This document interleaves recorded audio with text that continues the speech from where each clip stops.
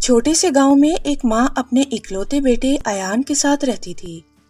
ماں دن رات مزدوری کر کے اس کا پیٹ پالتی، اسکول کی فیس دیتی۔ اس کا سپنا تھا کہ بیٹا پڑھائی کر کے عزت اور پیار سے جیے۔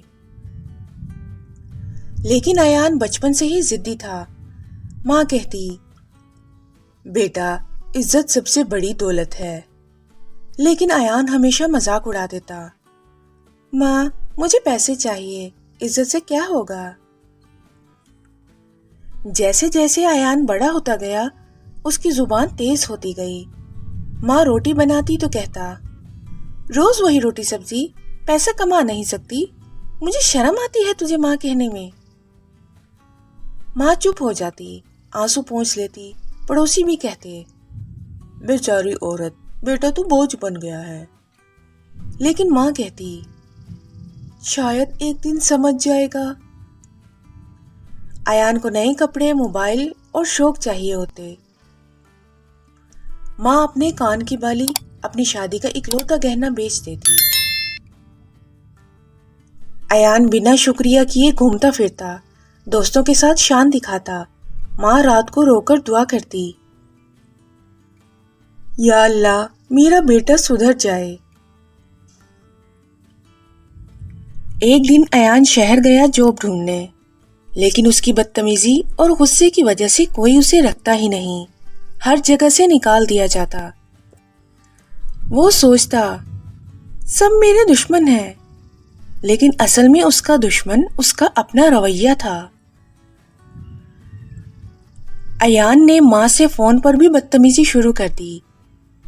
ماں پیسے بھیج، ورنہ واپس آ کر تجھے دیکھنا بھی نہیں چاہتا۔ ماں اپنا کھانا چھوڑ کر بھی پیسے بھیجتی، دل سے صرف دعا کرتی، یا اللہ میرا بچہ بچا لے۔ ایان اپنے دوستوں کے ساتھ شراب اور غلط رستوں پر چل پڑا۔ ایک دن اس کے دوستوں نے اسے دھوکہ دے دیا اور سارا پیسہ لے کر بھاگ گئے۔ ایان اکیلا اور بے روزگار رہ گیا۔ شہر کی سرد رات میں وہ بینچ پر سویا اور یاد آئے ماں کے آنسو۔ ایان بیمار ہو گیا، اس کے پاس دوائی کے لیے پیسے نہیں تھے۔ اس نے ماں کو کال کیا، پہلی دفعہ رو کر کہا، ماں مجھے معاف کر دو۔ ماں نے بنا سوچے ترنت پیسہ بھیجا اور کہا، بیٹا تجھے معافی کی نہیں، دعا کی ضرورت ہے۔ دوائی لینے کے بعد ایان نے فیصلہ کیا کہ ماں کے پاس واپس چلا جائے۔ گاؤں پہنچا تو دیکھا ماں کمزور اور بیمار ہے۔ ماں پھر بھی مسکرا کر بولی، تو آ گیا بیٹا، اب سب ٹھیک ہے۔